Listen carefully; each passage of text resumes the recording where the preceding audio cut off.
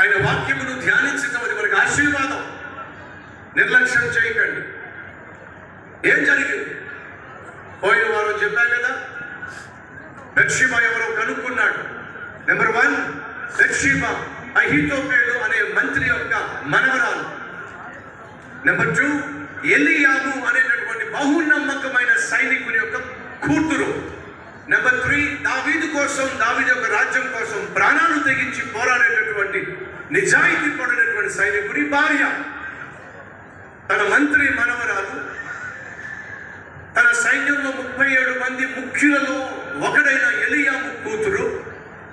అదే 37 మంది సైనికుల్లో ఒకడైన ఊరియా భార్య అని తెలిసినా సరే కళ్ళు కామంతో నిండిపోయినాయి కాబట్టి దావీదును ఏది ఆపలేకపోయింది. ఆమెతో వ్యభిచారం చేసేశాడు. ఆ తర్వాత దావీదు తన పనుల్లో బిజీ అయిపోయాడు. బెత్షెబా తన ఇంటికి వెళ్ళిపోయి తన పనుల్లో తను బిజీ అయిపోయింది. వీళ్ళిద్దరూ కలిపి చేసింది ఏమిటో అంటే చిన్న తప్పు కాదు. చెప్పండి ఏమిటో? వ్యభిచారం. దావీదు తన భార్యను మోసం చేశాడు. బెత్షెబా తన భర్తను మోసం చేశాడు. ఇరువురు కలిపి దేవుణ్ణి మోసం చేశారు. ఇలా దారుణంగా కుటుంబ వ్యవస్థని విచ్ఛిన్నం చేసుకునేటటువంటి వ్యభిచారం చేసి కూడా విచిత్రం ఏమిటయా అంటే అటు దావీదు పశ్చాత్తాపపడలేదు, ఇటు బెత్షెబా కూడా పశ్చాత్తాపపడలేదు. చాలా ఈజీగా తీసేసుకున్నారు. ఈరోజు మన మధ్య ఎవరైనా ఉన్నారు?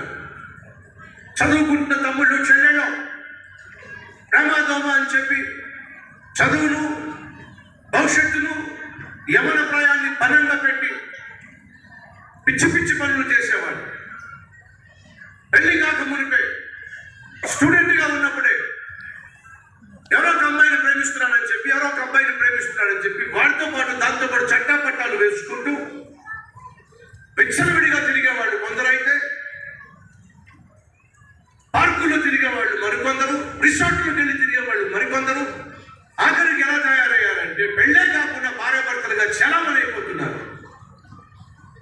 ఇంత వ్యభిచారం చేస్తూ జాగ్రత్తవానికి తావిస్తూ కూడా ఎంత సింపుల్గా జీవించేస్తున్నారు, ఎంత ఈజీగా జీవించేస్తున్నారు.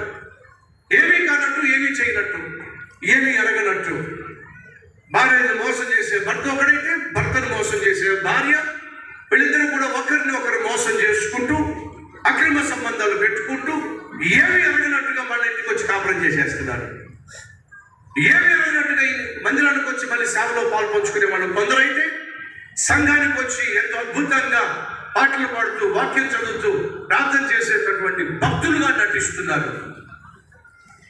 చేసి వినండి, దావీదు బెత్షెబా చేసిన వ్యభిచారం గురించి ఇరువురిలో ఏ ఒక్కరూ పశ్చాత్తాపపడినట్టుగా కనిపించదు. ఎంత దారుణం! కారణం ఏమిటి? దేవుని పట్ల ఉండవలసిన భయము, దేవుని పట్ల ఉండవలసిన భక్తి దావీదు పోగొట్టుకున్నాడు. బెత్షెబా పోగొట్టుకుంది. కాబట్టి తప్పు చేసినా సరే ఆ తప్పును గురించి పశ్చాత్తాపడ్డం కానీ, ప్రభువా నన్ను క్షమించయ్యా, దారుణమైన వ్యభిచారం చేశాను, నేను నా కుటుంబాన్ని మోసం చేశాను, నా ప్రజలను మోసం చేశాను, నా దేశం కోసం ప్రాణాలించి పోరాడేటటువంటి సైనికుల కుటుంబాల్లో చిచ్చు రగిలించాను, క్షమించాయా అర్థం చేశాడా? బెత్షెబా ఇంటికి వెళ్ళి ప్రభువా నా భార్య, నా భర్త ఉద్యోగం చేస్తున్నాడు, నా భర్త సైన్యంలో పనిచేస్తున్నాడు, నా భర్త లేని సమయం